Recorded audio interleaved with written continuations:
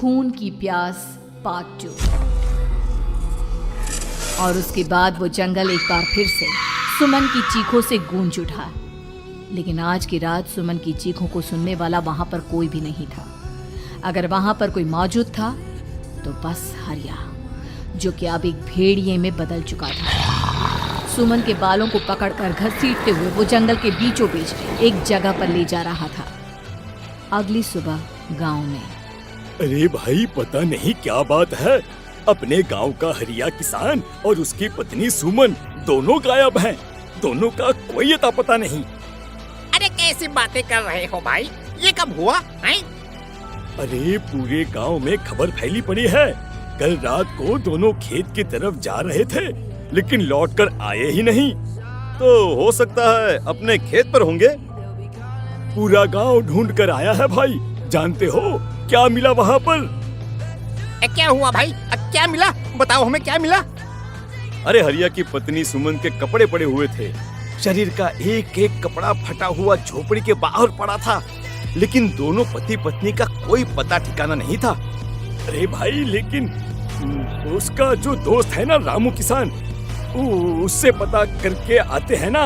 अब तक तो दोनों साथ ही खेत पर जाया करते थे। हाँ, हमें उसके घर जाना चाहिए भाई। चलो चलो वहाँ चलते हैं, चलो।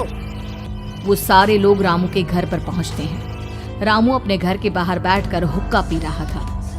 आज सारे के सारे लोग टोली बनाकर मेरे घर क्यों आ रहे हैं? क्या कोई मर गया क्या भाई? अरे कैसी बातें कर रहे हो?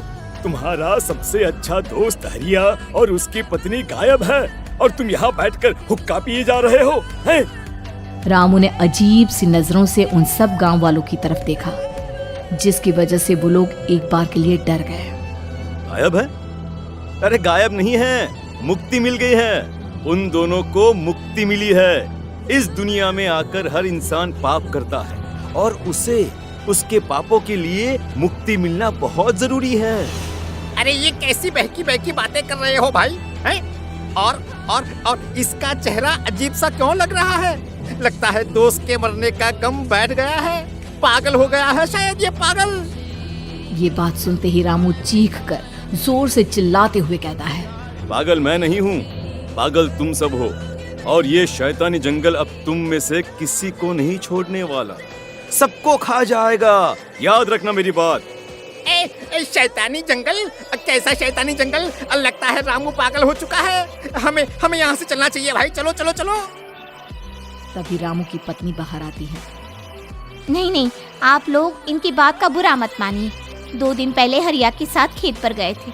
जब से वहाँ से आए हैं तब से ऐसी ही बातें कर रहे हैं। भगवान जाने ऐसा क्या देख लिया उन्होंने, खेत में कुछ भी बड़बड़ाते रहते हैं।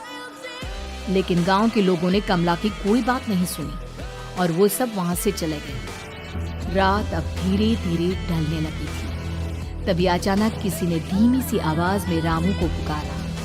रामू, आजा, मैं तुम्हारा इंतजार कर रहा हूँ। और सुनो, अपनी पत्नी को साथ लेकर आना, नहीं तो काम अधूरा रह जाएगा। ये आवाज सुनते ही रामू के चेहरे पर शैतानी मुस्कुराहट आ जाती है। वो धीमे कदमों से अपने घर के अंदर आता है। क्या हुआ? तबीयत ठीक है ना अब आपकी?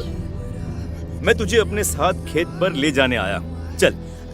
मैं तुम्हारे साथ कहीं नहीं जाने वाली। मुन्ना गहरी नींद में सो रहा है और उसे अकेला छोड़कर मैं तुम्हारे साथ खेत पर नहीं आ सकती। वैसे भी तुम्हारे उन खेतों में भगवान जाने कौन सा राक्षस घूम रहा है, मुझे तो डर लगता है। रामू गुस्से में दांत पीसता अपनी झोपड़ी से बाहर आ जाता है और कमला गहरी नींद में अपने बच्चे के साथ सो जाती है।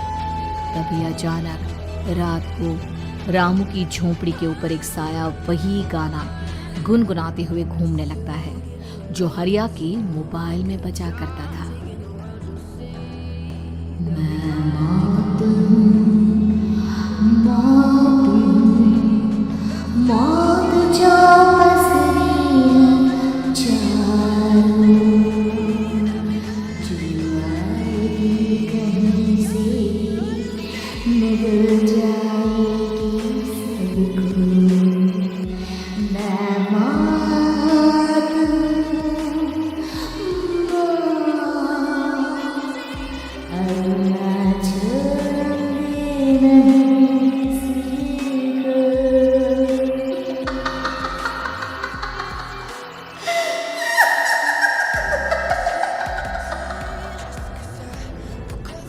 ये आवाज सुनकर रामू की पत्नी कमला की आंख खुलती है और वो देखती है कि उसका मुन्ना अपनी जगह से गायब था।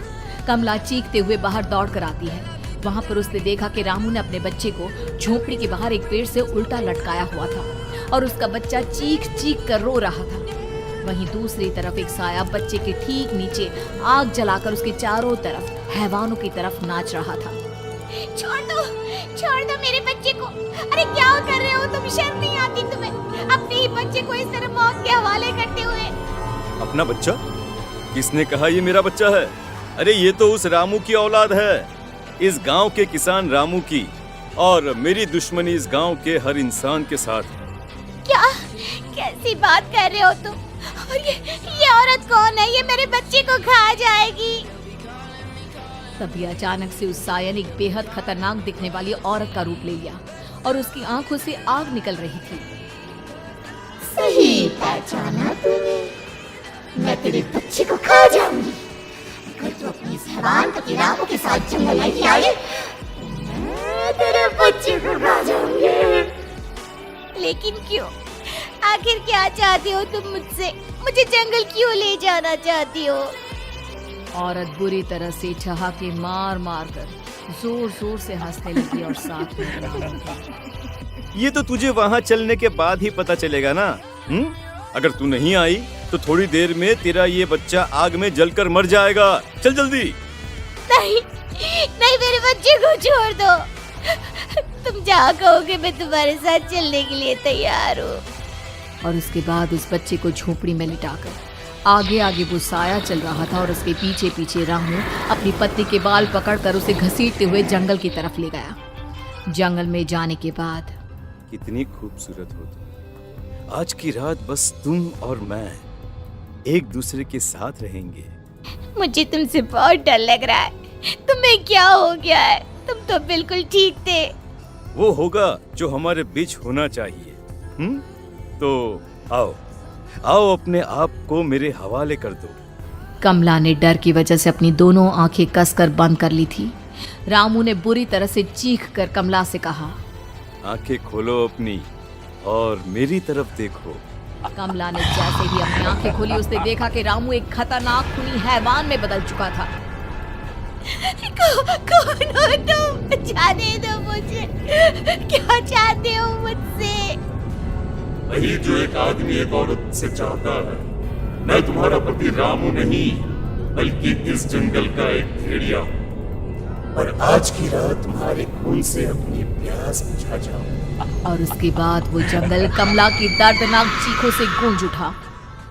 अगली सुबह कमला के कपड़े भी जंगल में उसी तरह पाए गए जैसे कि सुमन के पाए गए थे। इस घटना के बाद पूरे गांव में दहशत का माहौल था। अपने माँ बाप की मौत और गांव में हो रहे इस तरह की घटनाओं की खबर सुनकर किशन शहर से गांव लौट आया था। अपने माँ बाप की बेदर्द मौत की वजह से वो बहुत परेशान था। तभी अचानक उसे अपने घर में खाट के नीचे पड़ा हुआ वो मोबाइल फोन मिला जो उसने अपने पापा हरिया को गिफ्ट किया था। अरे कितने प्यार से पापा के लिए मोबाइल फोन लेकर आया था। इसे एक दिन भी काम में नहीं ले पाए। और आखिर कौन है जो गांव में इस तरह की हत्याएं कर रहा है? क्या है इन सब के पीछे? क्या है? मुझे पता करना ही होगा, वरना एक दिन पूरा का पूरा गांव खाली हो जाएगा। इस गांव में एक भी जिंदा इंसान नहीं बचेगा। गांव के लोगों की मदद करने के इरादे से किशन अपने गांव से दूर एक दूसरे गांव में बहुत बड़े तांत्रिक के पास मिलने के लिए गया। तांत्रिक बाबा, अब आप ही कुछ उपाय बता सकते हैं। भगवान जाने हमारे गांव को किसकी नजर लग गई है। नजर नहीं लगी है, किसी ने तुम्हारे गांव को बद्दुआ दी है। किसी सताई हुई आत्मा का प्रकोप है और अब वो पूरे गांव में किसी को नहीं छोड़ेगी जब तक उसकी आत्मा को शांति नहीं मिल जाती।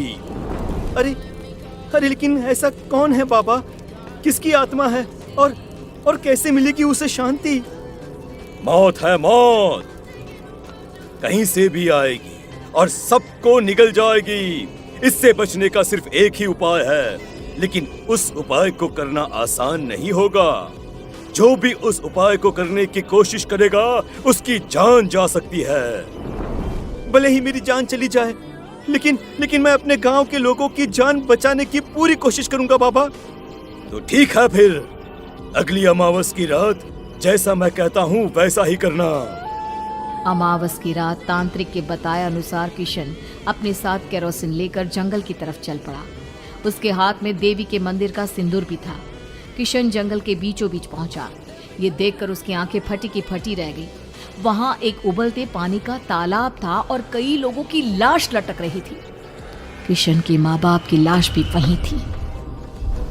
माँ, बापू, क्या हो गया? ये क्या हो गया? तभी वहां पर एक औरत और आदमी आते हैं। उन्हें देखकर किशन चौंक जाता है। गोपाल काका, आपकी तो 5 साल पहले मौत हो गई थी। और निर्मला काकी, आप? मौत तो हो गई थी, लेकिन तुम ये नहीं जानते कि हमारी मौत कैसे हुई थी। क्या कहना चाहते हैं आप? कुछ नहीं, बस ये जान लो कि अब इस गांव में कोई जिंदा नहीं बचेगा। लेकिन क्यों काकी? क्योंकि 5 साल पहले इन गांव वालों ने मुझे डायन बताकर पत्थर मार मार के मार डाला। मेरी कोई गलती नहीं थी। गांव का एक बच्चा क्या लापता हुआ, सारा इल्जाम मेरी पत्नी पे डाल दिया। और जब मैंने निर्मला की जान बचाने की कोशिश की तो मुझे भी मार डाला। आपके साथ ये बहुत गलत हुआ काकी, लेकिन आप जो कर रहे हैं वो भी सही नहीं है ना? तुम यहाँ से चले जाओ वरना तुम भी नहीं बचोगे। हमारी आत्मा पिछले 5 साल से मुक्ति के लिए भटक रही है। चले जाओ यहाँ से। मौका देखकर किशन सिंदूर उन दोनों के ऊपर डाल देता है। उनका शरीर जलने लगता है और वो भयानक तरीके से चिल्लाने लगते हैं। अगले ही पल किशन उनके ऊपर केरोसिन डाल देता है और वो दोनों जल जाते हैं। किशन अपने माँ बाप और दूसरी लाशों का अंतिम संस्कार करवाता है और अपने घर लौट आता है। लेकिन वो अभी भी इस बात से अनजान है कि मोबाइल अभी भी बज रहा था। मैं मौत हूँ।